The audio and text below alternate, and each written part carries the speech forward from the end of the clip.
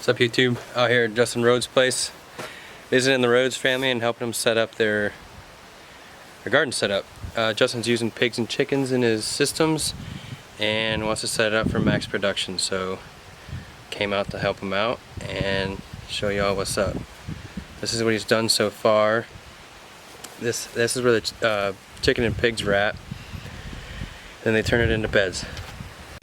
This is inside one of the tunnels, frost cloth. Nothing crazy, some conduit bars. Justin's doing stuff on 42-inch beds. So the same area had pigs and chickens on it. So he got the egg production out of it. Plus he's growing pork. Pigs do some crazy work. I got a nice clip of Justin talking about what's going on here. I'll play that.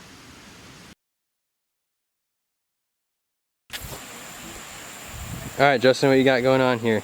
We're standing where the pigs and the chickens were just about 2.5 weeks ago. I call this my animal garden miracle. I mean, it's still in development, it's still hatching it out. We first, the animals were in here just like they are over there. You can't see them because they're kind of hiding in the shade. But we have chickens and pigs in roughly a 1,200 square foot garden area.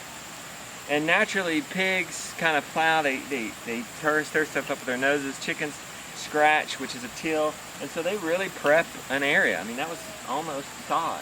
And look at it, 2.5 weeks later, it's almost ready to plant.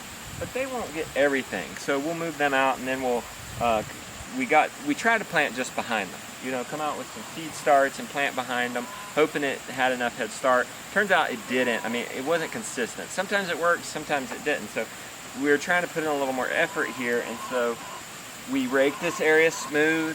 We dug out any plants like this. I mean, there's some left. So we potato fork these. We'll come back in and get a potato fork and get those out. We got most of them.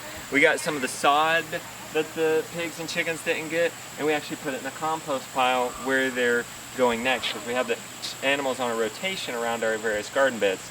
And so then we just raked this smooth, got out the sod, got out the weeds, and then we marked the beds. You see our twine here, 42 inches wide, because we're going into the winter. And so we're going to put a low tunnel cover crop, or low tunnel over these guys. And it's for a 42-inch bed. The hoop will go about like that. We'll put an agribond cover over it. And then when we start to get threatening snow, we'll start putting plastic over it. Just little tiny miniature greenhouses. And so we raked from either side of these beds to make a bed. About 2 to 4 inches, probably more like 2 inches. And that just gives us a defining bed. In between the beds and the rows, we put cover crop. You can see some of it coming up good here. We didn't put a row here, we didn't need it. This is all the seed we had. I mean, what more are we gonna need? We're gonna have 1, 2, 3, 4. That's a garlic bed down there with the cardboard over it. That's just to suppress the weeds until the garlic comes in. And we have 1, 2, 3, 4 beds here. They'll be covered, and this will grow up before the frost, and it'll sit under this low tunnel all winter. It'll stop growing because the daylight will be so short, but we'll keep it protected with agribond and then plastic when we have more heavy stuff like snow, and we just come out and harvest it. The weeds have stopped, the bug pressure has stopped. It's great. This is kind of a blend. This is a bit of a blend between the permaculture system where we connect things. We see that chickens and pigs till and fertilize, and the garden needs that stuff. So we make that connections, and we have the chickens and pigs work for us, and it's kind of an organized chaos. It's kind of ugly when it's happening, but then move them out and kind of put a little more effort in to do a market style, Elliott Coleman style garden here, and we're going to see how that works. What's it doing? So I think it's doing pretty good. We direct seeded. We didn't have the plates for our seeder. We have an earthway seeder, and we didn't have the little plastic plates. They have been lost. We hadn't used it in years. And so we planted by hand, and what happened was a lot of it came up. Like you see right there, this needs major thinning. And also we're noticing, Casey's pointing out too, it's already starting to get some bug. That's one thing I have noticed about planting in August, September, is you get a lot of bug pressure. Pest pressure is super high right now. More than in the spring. And so according to you, we should cover this with an insect cloth, which hopefully we can get around to it. Hopefully our energy isn't zapped, because we do have many other elements on the farm. and we have had quite the season. I mean, we've gotten dogs, we've gotten kittens, we've had sheep, we've gotten pigs, we had 2 geese, we had 3 runs of meat chickens, we've gotten 2 different systems of layer chickens. It's been crazy.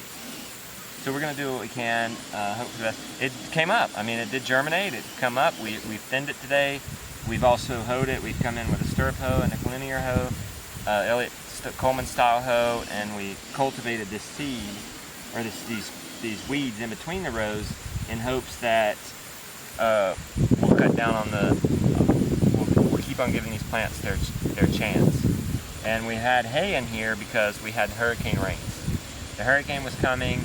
We had just planted it, and we didn't want all our soil to wash away, so we put down hay. We just came in and kind of moved it out so that we could start the hoeing process. I'm real happy about how this cover crop has come in. It's a mix of clover and rye and stuff like that, peas. It's just going to keep the soil covered. And then the animal, so this will grow, and in the spring, the animals will be on a rotation and come through here.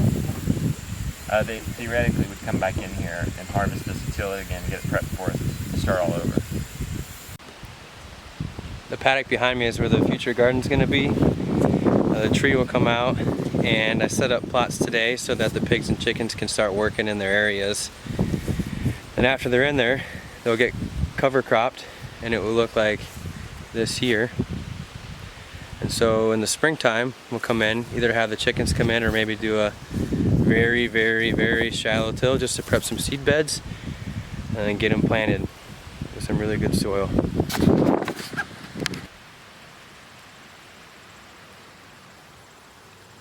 Here's 2 plots. There's the corner post, the next plot, and this plot. They're all the same size, all the same length and width.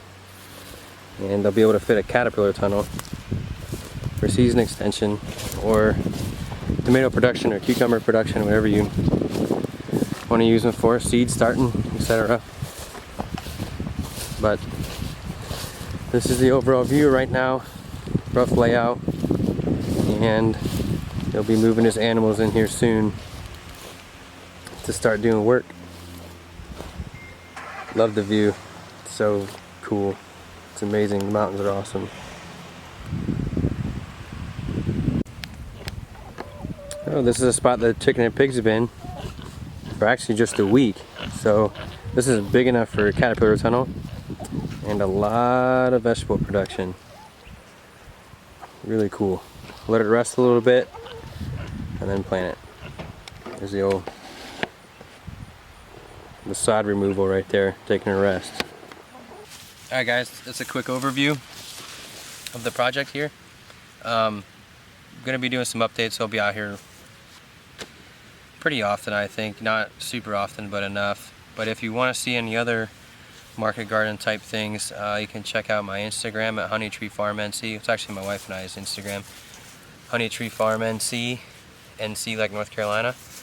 And check the YouTube channel. We'll be putting more videos up. And plan to try and be able to start installing these gardens for people and help them out throughout the growing season, help them grow food. So if you're interested in it, subscribe and check out the Instagram if you like.